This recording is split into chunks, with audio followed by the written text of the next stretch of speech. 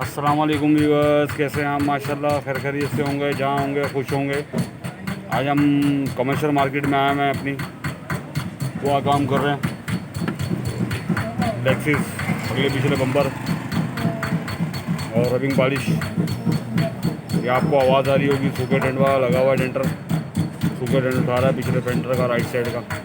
और हम इसकी सफाइयाँ कर रहे हैं। ये देखें बम्पर की, ये हमारा सामान पड़ा हुआ है। देखें इनर की बोतल है, मैला पड़ा हुआ है, पत्ते बैठ के सुकून से। वर्स ये देखें बम्पर हमने तैयार की गाड़ी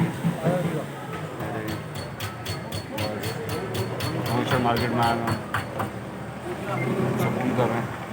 मैं सुकून है थोड़ा सा। बस आप मेरे चैनल को लाइक करें, सब्सक्राइब करें और शेयर करें। जब तक के लिए अल्लाह हाफिज़।